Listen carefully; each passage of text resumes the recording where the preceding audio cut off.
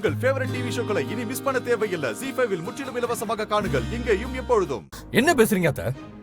நீங்க வயசுல பெரியவங்க தானே. இதே ரம்யாக்கு இந்த மாதிரி நடந்திருந்தா நீங்க சும்மா இருந்திருப்பீங்களா? இப்படிதான் வாய்க்கு வந்தபடி பேசிருப்பீங்களா நீங்க? ஜனனியும் உயிரை காப்பாத்தி கூட்டிட்டு வந்திருக்கா. அதெல்லாம் உங்க யாருக்குமே பெருசா தெரியல. குடிசை எடுத்துருச்சான், தீய பத்திக்கிச்சான். நீங்கெல்லாம் என்ன பேசுறீங்க, என்ன யோசிக்கிறீங்கன்னு ஒரு மண்ணு புரியல. ஃபேமிலியா நம்ம. மச்சான், இப்ப இவங்க என்ன அப்படி தப்பா பேசுறாங்க? இவ்வளவு பேச்சு பேசுறீங்க? உங்களுக்கு இப்படி நடந்துச்சுங்கிற ஆதங்கத்துல தான் இப்படி பேசுறாங்க. அவங்கள போய் இப்படி தப்பா பேசிட்டு இருக்கீங்க. மத்தவங்களுக்கு உங்க மேல இருக்கிற அக்கறையை விட இந்த வீட்டுல இருக்கிறவங்களுக்கு தான் அக்கறை அதிகம். முதல்ல அதை புரிஞ்சுக்கங்க. மாப்பிள்ள, நம்மளை பத்தி யோசிச்சிருந்தான்னா இப்படி ஒரு காரியத்தை அவன் பண்ணிருக்க மாட்டானே. சுயநலமா யோசிக்க போய் தானே எல்லா பிரச்சனையும் வந்திருக்கு.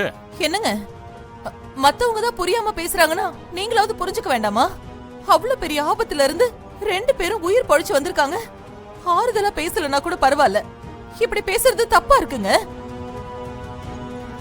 மா, உன்ன அவ என்ன சொல்லி மயக்க வச்சிருக்கானே தெரியல. கண்ணை மூடிட்டு அவளுக்கு சப்போர்ட் பண்றீங்க. இப்ப எங்களை பத்தி யோசிக்கிறத விட உங்க மருமகளை பத்தி யோசிக்கிறத உங்களுக்கு முழு வேலையா போச்சு. சிவாக்கு இப்படி ஆயி போச்சேன்னு பதறி போய் பேசிட்டு இருக்கோம் நாங்க. ஆனா உங்களுக்கு உங்க மருமகளை பத்தி பேசவே கூடாது. நல்லா இருக்குமா நீங்க பேசுறது? எல்லாரும் கொஞ்சம் தயவு செஞ்சு பேசாம இருக்கீங்களா? அண்ணா, இங்க எல்லாருக்கும் உன் மேல இருக்கிற பாசமும் அக்கறையும் உனக்கு புரியவே போறது கிடையாது. அது புரிஞ்சிருந்தா மாமா ஏன் இப்படி பேச போறாரு?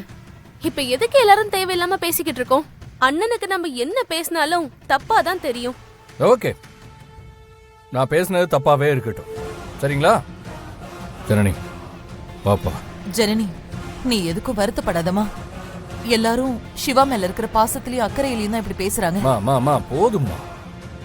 யார் யார் என்னென்ன நினைச்சு பேசுறாங்கன்னு எனக்கு எல்லாம் தெரியும். வா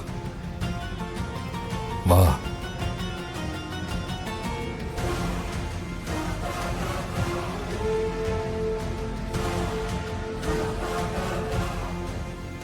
ஆளாளுக்கு பேசிக்கிட்டு இருக்காம போய் படுங்க. பூனை கண்ணை மூடிட்டா தன்னை சுத்தி இருட்டா இருக்குன்னு நினைச்சுக்குமா. நாம என்னதான் சொன்னாலும் விசாலாட்சிக்கும் சிவாக்கும் கொஞ்சம் கூட புரிய போறதில்ல. என்ன நடக்கட்டுமோ நடக்கட்டும், போங்க போய் படு தூங்குங்க. இன்னும் கொஞ்சம் வைக்க வாங்க.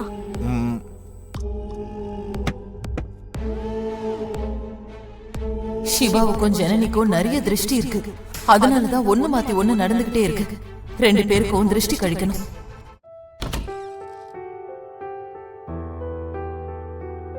சிவா, ஆமா ஜனனி, 2 பேரும் கிழக்க பார்த்து நில்லுங்க.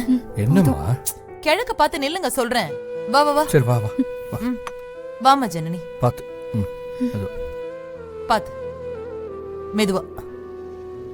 ஓகேவா? ஊர் கண்ணு, உறவு கண்ணு, நாய் கண்ணு, நரி கண்ணு, நல்ல கண்ணு, நொல்ல கண்ணு, எல்லா கண்ணும் பட்டு போகணும். என் பிள்ளைங்க மேல இருக்கிற திருஷ்டி எல்லாம் கழியணும்.